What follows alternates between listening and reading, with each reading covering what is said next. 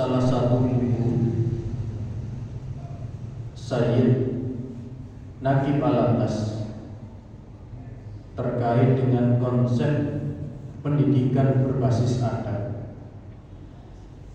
Beliau menyampaikan ilmu bagi umat Islam itu hukumnya fardhu. Talabul ilmi fardhatun ala kulli muslim.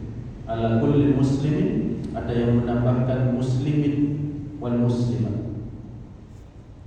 Jadi sebagai seorang mukmin, sebagai orang yang mengatakan mengaku dirinya adalah muslim, orang Islam, maka ilmu itu wajib untuk senantiasa diperdalam. Beliau membagi ilmu, penyebutan fardhu, fardhatun atau fardhu itu menjadi dua bagian. Ada ilmu yang sifatnya adalah fardhu ain, dan ada ilmu yang sifatnya adalah fardhu kifayah. Adapun ilmu yang sifatnya fardhu ain adalah ilmu agama. Itu sifatnya wajib bagi setiap individu yang mengaku dirinya adalah seorang muslim. Sementara ilmu-ilmu yang sifatnya fardhu kifayah adalah ilmu-ilmu khusus yang menjadi fardhu bagi umat Islam untuk mempelajarinya ketika Islam atau masyarakat membutuhkannya. Sehingga kita menemukan ada yang belajar ilmu ekonomi, ada yang belajar ilmu teknik saja bermacam-macam, las sendiri, mesin itu ada mesin berat sendiri, kendaraan ringan sendiri, cukup banyak ilmu yang dipelajari. Selama ilmu itu memberikan manfaat positif, umat Islam membutuhkan, masyarakat membutuhkan, maka hal itu menjadi fardhu kifayah bagi seorang mukmin. Sehingga Bapak Ibu hadirin, hari ini kita bisa menangkap ketika ada seseorang yang mulai memisahkan antara ilmu agama dengan ilmu-ilmu umum yang hari ini kita pelajari atau kita kuliah, maka hal itu tidaklah sesuai dengan konsep pendidikan yang berbasis adat. Karena fondasi awal sebuah ilmu adalah keyakinan akan Allah Subhanahu wa taala sebagai satu-satunya Tuhan. Dan kita diingatkan dari banyak sekali pembahasan yang kita lalui hari ini di dalam kitab At-Tadhkirah. Ketika awal pembahasan saya sampaikan, ini adalah kitab yang insya Allah akan menambah keimanan kita. Bagi orang-orang yang tidak beriman dan tidak yakin kepada Allah, ketika mempelajari kitab ini, dia akan semakin merasa tidak masuk akal.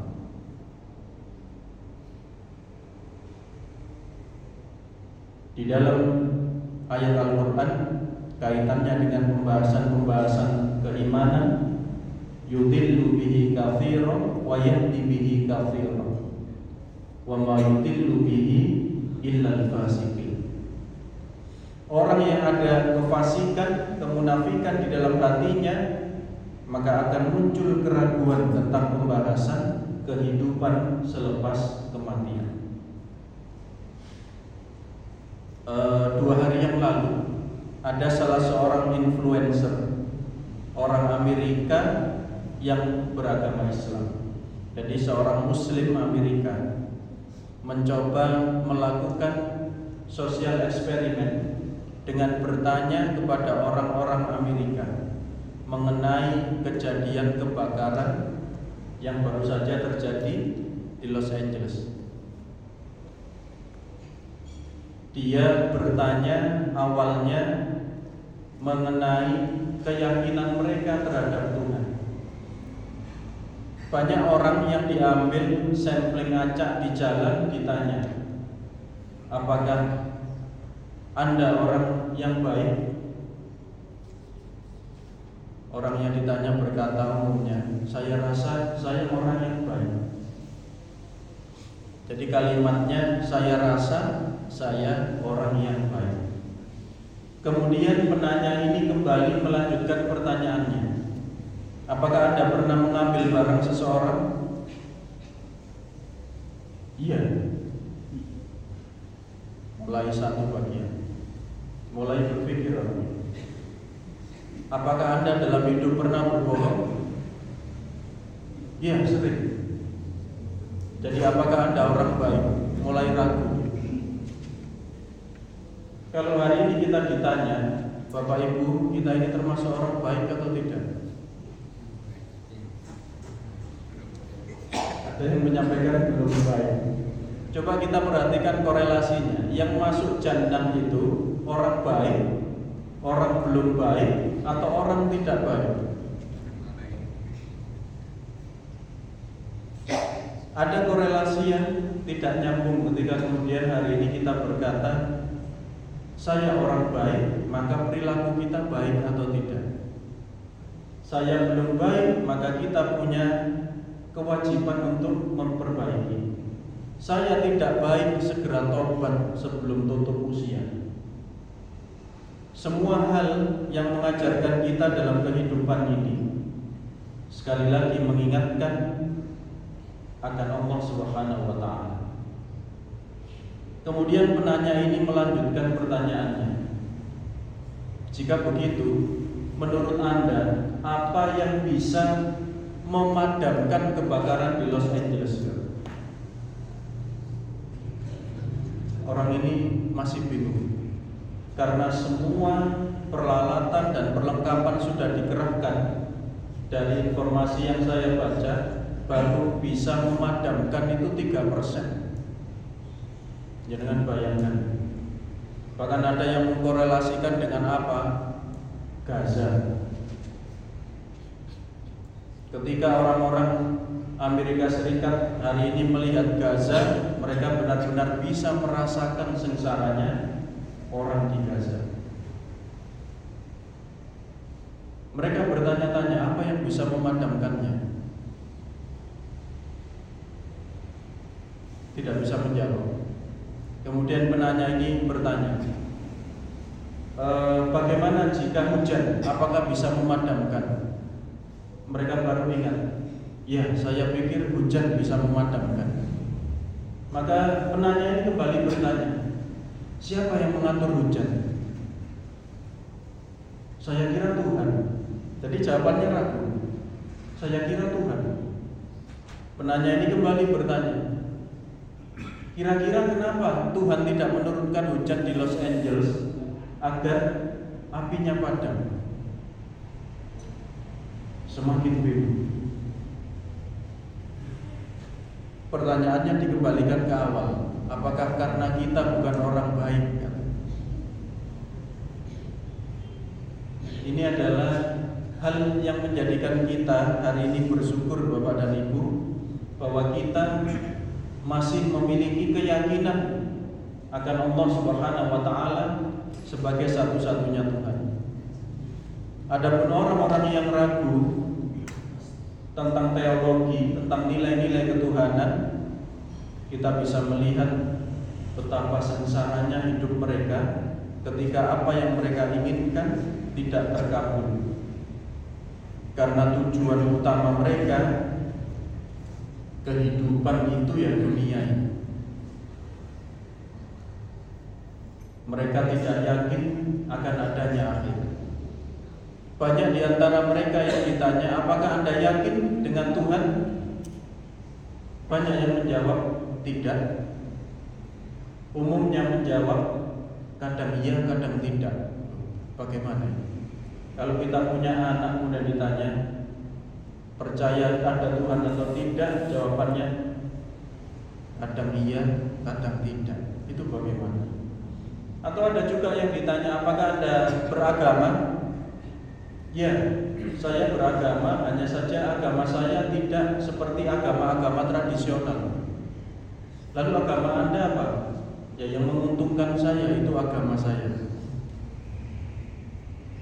Bayangkan hari ini negara-negara yang disebut negara maju itu ternyata semakin jauh dari keyakinan adanya Tuhan. Sekarang kita kenal istilah agnostik. Agnostik itu orang yang diantara dia percaya Tuhan dalam titik tertentu, di titik yang lain dia tidak percaya Tuhan. Ketika kita suka nonton film-film Amerika dan sebagainya, yang banyak saya dapati Amerika, banyak film di Hollywood itu yang mengatakan ketika hidupnya susah atau ketika peperangan, mereka mengatakan apa? Tuhan sudah pergi meninggalkan kita. Kalimatnya begitu. Kalau Tuhan ada di sini, dia pasti sudah lari. Sampai begitu. Mengerikan sekali pemahaman mereka, kecil sekali terhadap Tuhan. Nah, hari ini mengingatkan kita akan remehnya kehidupan dunia dan begitu dahsyatnya peristiwa kematian serta panjangnya perjalanan kita selepas kematian dan indahnya balasan jannah ketika kita berhasil mendapatkannya, dan alangkah menyakitkannya yang justru mendapatkan balasan neraka. Bapak Ibu, sebagaimana pembahasan kita sebelumnya juga, sehebat-hebatnya kebahagiaan kita hari ini ketika mati akan kita tinggalkan, sedahsyat-dahsyatnya kesusahan kita hari ini ketika meninggal juga akan kita tinggalkan. Tidak ada yang selamanya ketika di dunia ini. Bahagia tidak selamanya, susah tidak selamanya. Hari ini mungkin kita melihat saudara-saudara kita merasa susah di Gaza. Namun kita tidak pernah tahu akan balasan yang diberikan Allah selepas kematian. Yang menjadi pertanyaan kita adalah bagaimana dengan diri kita hari ini? Seperti apa ketika kita kembali kepada Allah Subhanahu wa taala? Dengan ilmu kita akan menjadi orang yang beradab, dengan adab kita akan menjadi orang yang berilmu. Ada ulama yang mengatakan adab lebih utama dari ilmu. Ada ulama yang menyampaikan orang bisa beradab ketika berilmu. Ada yang mengatakan bahwa adab dan ilmu tidak terpisahkan. Semuanya harus menjadi satu dan tidak boleh ada yang meninggalkan satu sama lain. Itu adalah pemahaman ulama terkait dengan surat At-Tahrim, surat ke-66 ayat ke-6. Begitu indah bagaimana kita diingatkan Ibnu Abbas dan Ali bin Abi Thalib terkait ad-dibuhum wa'allimuhum. Mendidik anak-anak kita, diri kita dengan adab dan ilmu yang tidak kita pisahkan. Dan di antara adab kita sebagai seorang mukmin atas kenikmatan yang diberikan Allah, tsumma latus'alunna yauma idzin 'anin na'im. Kita akan ditanya terkait dengan segala nikmat. Oleh karena itu, nikmat yang kita peroleh mari kita manfaatkan untuk semakin mendekatkan kita kepada Allah. Dan disebut orang-orang yang bijak adalah yang aktsaruhum lil mauti dzikran wa ahsanuhum lima ba'dahu isti'dadan. Ulaikal aqyas. Orang yang paling bijak dalam hidupnya adalah yang banyak mengingat kematian dan menyiapkan segala sesuatunya dengan sungguh-sungguh untuk kehidupan selepas kematian. Kita sampai pada bagian mengingat perkara yang memutus segala kelezatan. Jadi mengingat perkara yang memutus segala kelezatan. Di atas telah disebutkan hadis Rasulullah SAW, sering-seringlah kamu mengingat perkara yang memutus kelezatan, yakni kematian. Menurut para ulama, semoga Allah merahmati mereka, bahwa ini adalah ungkapan yang padat, ringkas, memuat segala macam peringatan dan merupakan nasihat yang sangat ampuh. Karena orang yang mengingat mati dengan sebenar-benarnya akan menyudahi segala kelezatan yang sedang dia nikmati dan tidak lagi menginginkannya di masa mendatang, serta membuatnya zuhud terhadap kelezatan apapun yang pernah diidam-idamkannya. Bapak Ibu hadirin, terkait dengan kenikmatan yang akan dipertanyakan kelak di yaumil hisab, maka kita pun bertanya-tanya kepada diri kita atas waktu yang diberikan oleh Allah Subhanahu wa taala.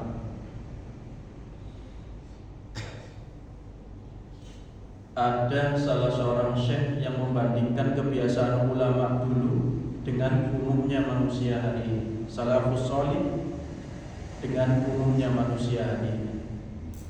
Para ulama itu menganggap waktu jauh lebih berharga dibandingkan uang.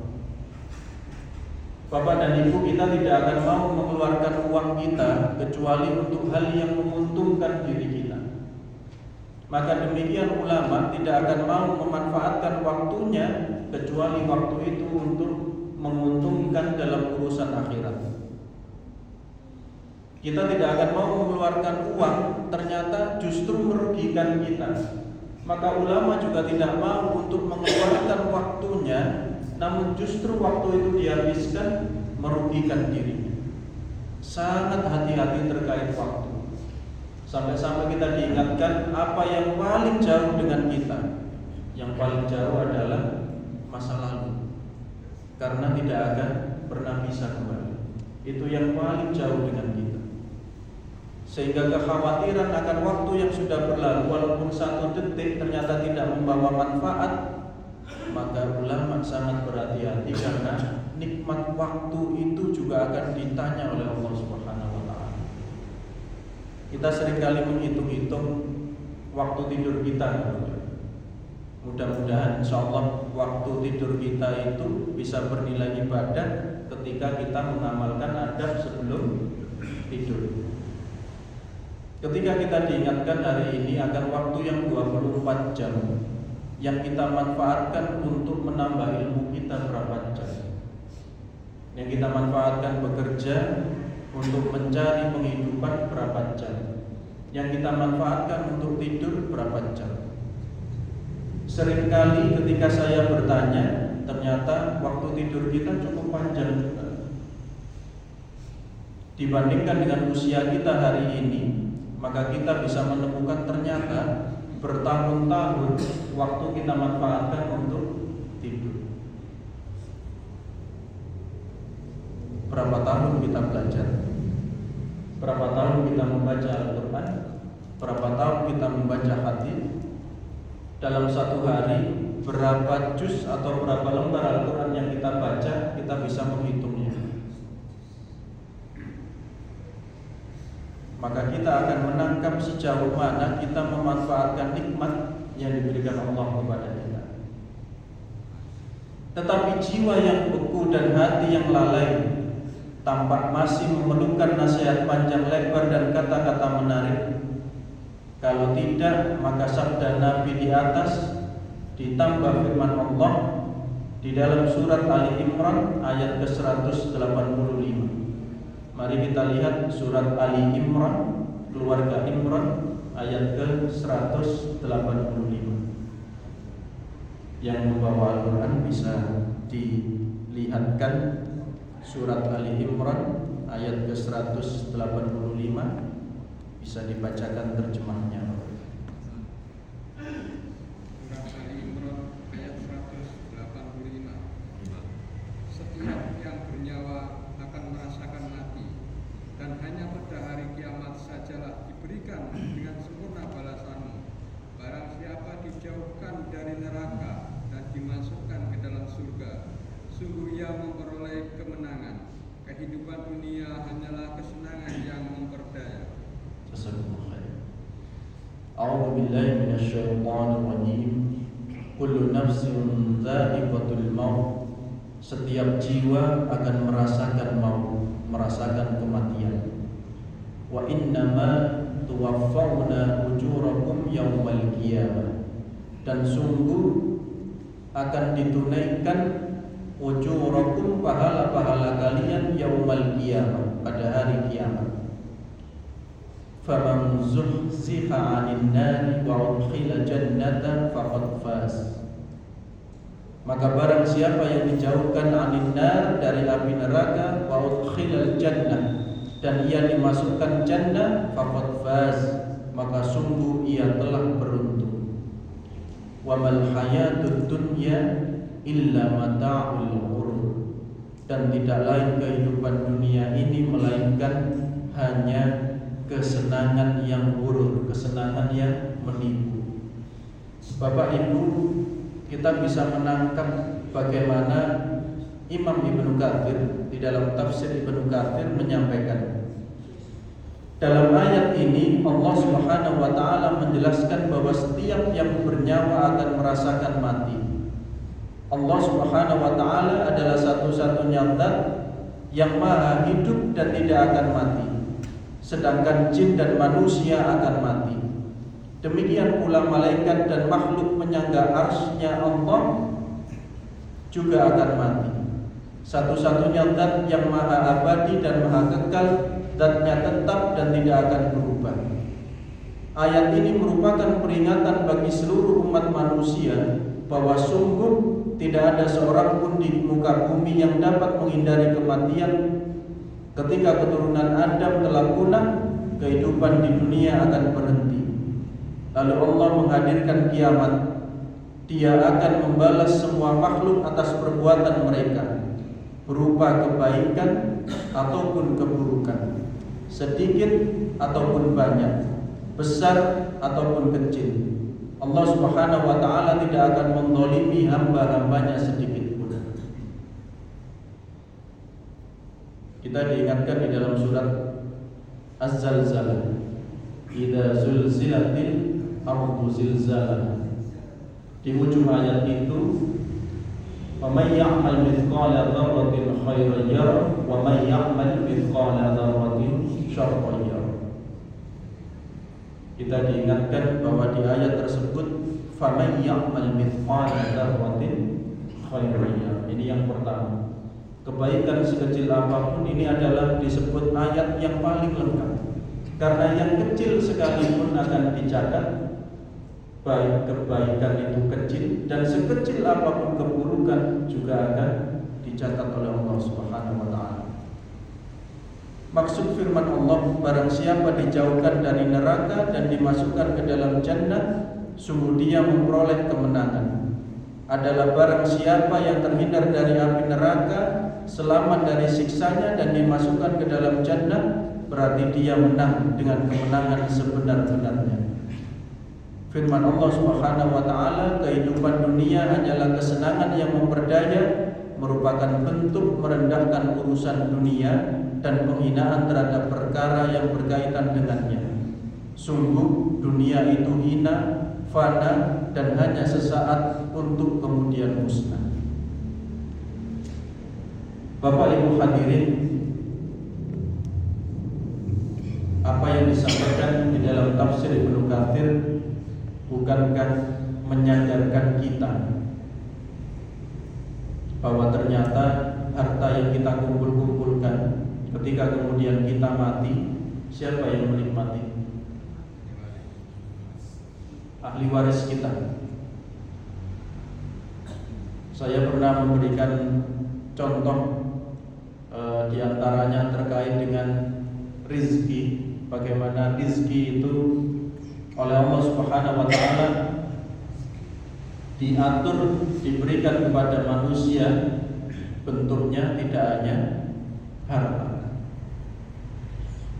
bisa banyak hal bentuknya. Rumah tangga yang baik, pertemanan yang baik, punya anak keturunan yang baik, punya pasangan yang baik, itu pun bagian dari rizki yang diberikan Allah.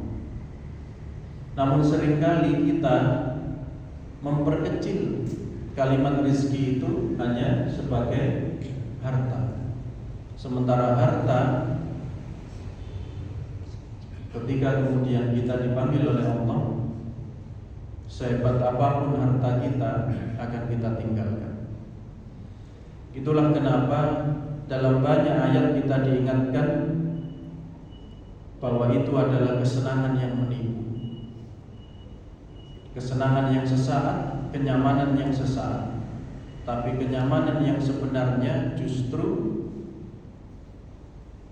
adalah ketika kita nanti masuk dalam jannah. Berapa banyak hari ini manusia terperdaya, Bapak dan Ibu, pusat perhatian Allah pada diri manusia itu di mana? Di mana, Bapak? Pusat perhatian Allah pada tubuh atau pada diri manusia itu di bagian yang mana? Hati. Disebut dengan qalbun. Hati, mulut, hati.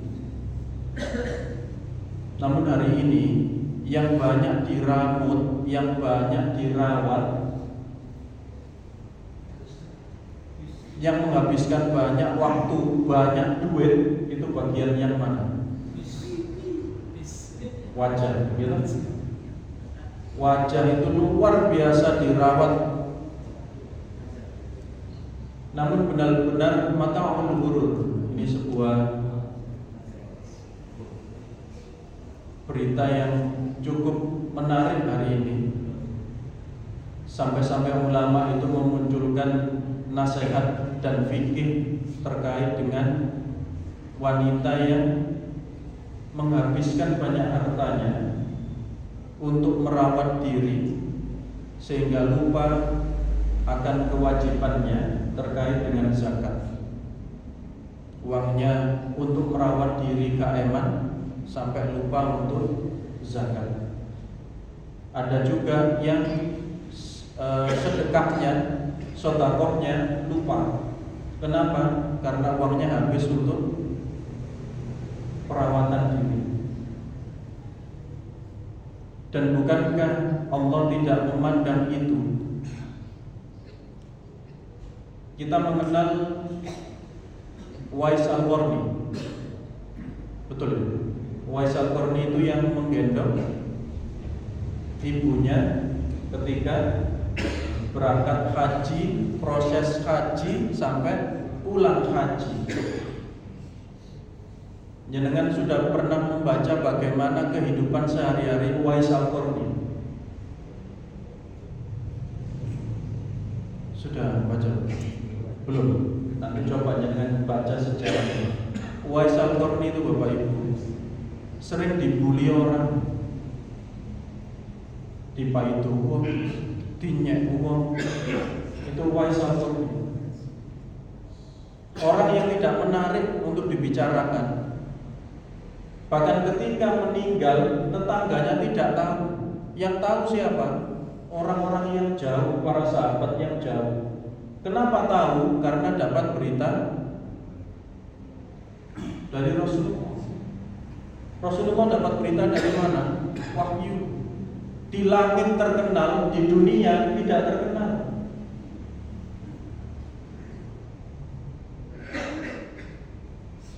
Maka hari ini kita tidak bisa memandang seseorang yang mungkin kita anggap tidak menarik. Belum tentu juga kita lebih mulia dari orang itu ternyata. Kita memandang seseorang rendah karena kekayaan kita mungkin, karena ketampanan atau fisik kita yang lebih sempurna mungkin, karena kekuasaan harta kita mungkin. Tapi ternyata kita di langit itu tidak terkenal belas. Malaikat gak kenal. Sampai kenal Pak Ilmiah, malaikatnya sopo itu gak kenal. Tetapi kalau sudah Uwais Al-Qarni, sak langit kenal. Jangan bayangkan. Jangan pilih terkenal di mana? Terkenal di bumi apa terkenal di langit? Terkenal di bumi itu susah, woy. Yang datangi banyak.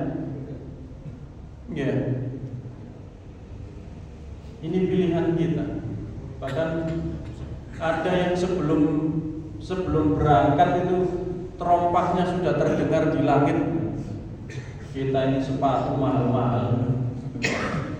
Ya Allah. Inilah yang menjadikan dunia itu benar-benar menipu. Ketika kita tidak mampu memanfaatkan dunia untuk mendekatkan kita kepada Allah. Saya sering mengulang-ulang ayat ini. Innal insana li rabbihi lakanut wa innahu ala dzalika lasyahid wa innahu li hubbil khairi lasyahid. Kita sama-sama tahu terjemah dari khair. Di dalam ayat itu diterjemahkan dengan no. Pernah dengar istilah bahasa Arab khair artinya no? Baik, baik dalam apa ini? Kadang kita ditanya, kaifa hal? Alhamdulillah, thayyib. Alhamdulillah, khair. Ana bi khairi wa sa'adah, macam-macam.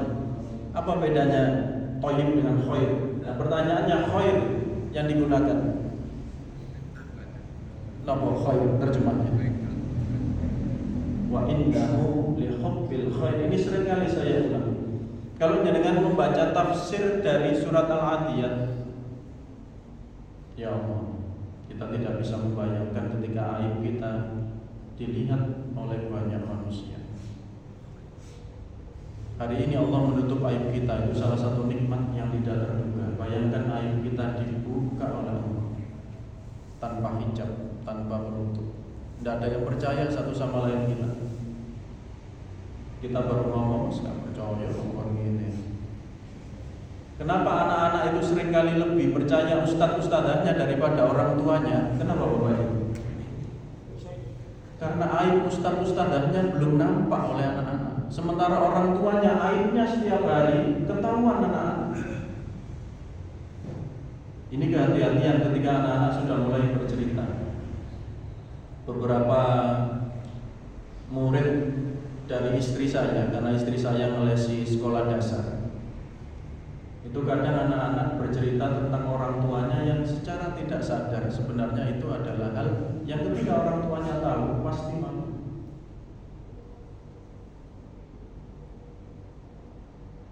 Ketika memerintahkan anak-anak sholat sementara orang tuanya juga tidak berangkat sholat, itu kan bagaimana dengan anak-anak? Bagaimana jika lebih dari itu? Sudah ketemu? Khair.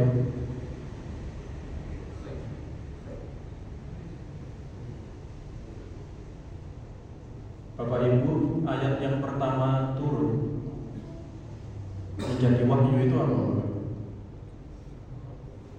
Surat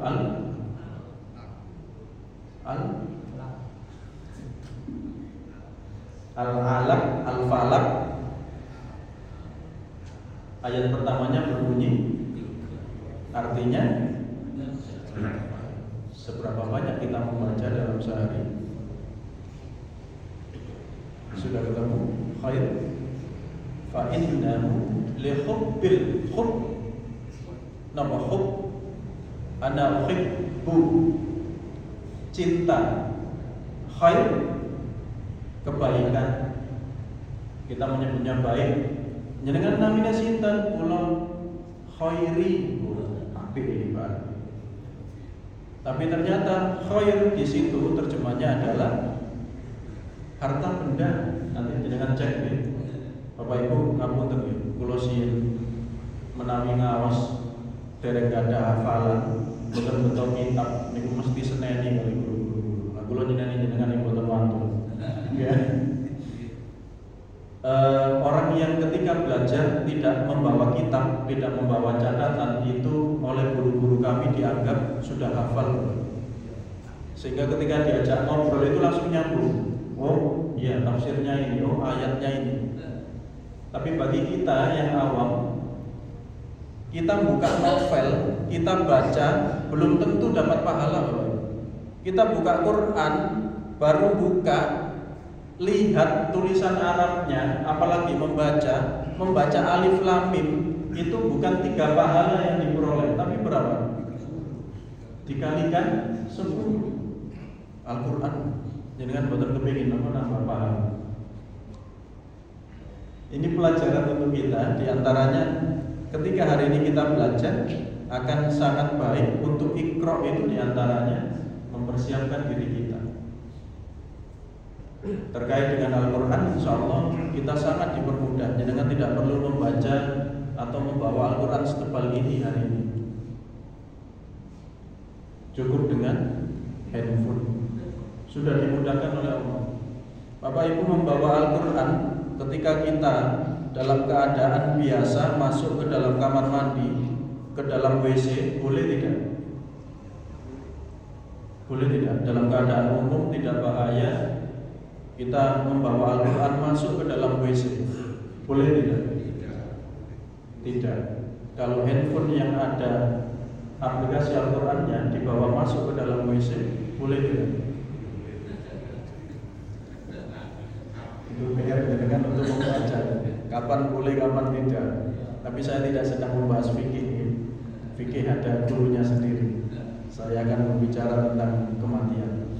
Khair diberikan makna, nanti dilihat maknanya adalah harta benda. Karena sejatinya harta benda itu baik. Seorang mukmin yang punya harta benda itu baik. Bapak Ibu, kita diingatkan dalam salah satu hadis untuk memisahkan anak-anak kita dari ranjangnya ketika sudah balik. Betul. Saya ingat Ustadz Hasyim Manan dulu menerjemahkan hadis itu, memahami hadis itu dengan apa? Wong Islam kuwi ya kudu duwe duit. Nek gak duwe duit ya apa carane gaweno kamar loro gawe anake? Karena harus dipisahkan. Ya apa carane tuku ranjang loro, dipisahkan. Sementara ketika digabung sudah tidak boleh, ini laki-laki perempuan. Walaupun saudara kandung. Malah sekarang fikih itu berkembang. Laki-laki berduaan di dalam kamar bisa haram hukumnya. Kenapa? Karena seneng kodolan lagi. Perempuan bisa haram satu kamar. Kenapa? Karena lesbi. Sampai begitu perkembangan fikih karena LGBTQ plus hari ini. Ini perkembangan fikih yang sekali lagi Bapak Ibu tidak ada kata lain kecuali hari ini kita membaca. Mungkin yang mudah-mudah tidak asing dengan ChatGPT ya.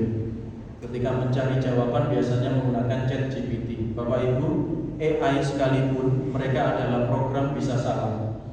Beberapa kali saya menggunakan ChatGPT untuk mencoba beberapa pertanyaan terkait hadis. ChatGPT beberapa kali juga melakukan kesalahan dan meminta maaf ke saya. ChatGPT menjalur sepuluh. Tadi pagi saya bertanya tentang kitab Al-Adabul Mufrad. Coba saya cek. ChatGPT menyampaikan hadis ini ada di dalam kitab Al-Adabul Mufrad, hadis nomor 327. Meyakinkan ChatGPT jawab. Saya bongkar Al-Adabul Mufrad, saya buka hadis 327, bukan itu babnya. Saya tanyakan ke ChatGPT, saya tidak menemukan di kitab itu. Dan bab terkait hadis 327 ternyata bukan itu. Kemudian ChatGPT menyampaikan, mohon maaf, saya melakukan kesalahan analisis dan sebagainya. Ternyata baru dimunculkan di dalam kitab Sahih Al-Bukhari, baru sesuai. AI hari ini. Dan beberapa kali saya juga nyoba ChatGPT untuk bertanya ke saya. Ada yang ingin ditanyakan ChatGPT, tanya ke saya. Maka ChatGPT tanya, diantaranya komunikasi dengan ChatGPT adalah terkait obrolan rumah tangga. Bagaimana istri bisa percaya ke suami, suami percaya ke istri. Kemudian muncul kalimat recorded. Saya tanya, kenapa ada tulisan recorded? Kata ChatGPT, saya memperbarui data saya agar bisa menjawab lebih akurat. ChatGPT ini kalau betinten belajar. Awak dhewe niki dikongkon sinau di angel kan izin kali AI. Sementara ayat pertama yang turun itu untuk belajar itu kita.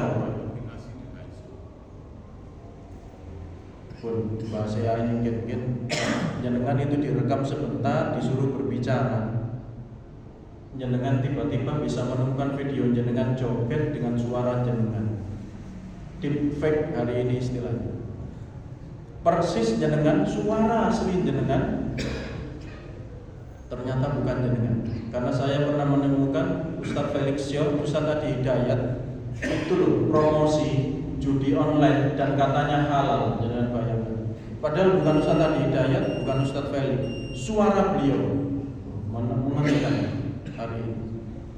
Baik Bapak Ibu, saya cukupkan dengan tadi surat Ali Imran ayat 185. Niscaya sudah cukup bagi siapapun yang mendengarkan dan memikirkannya.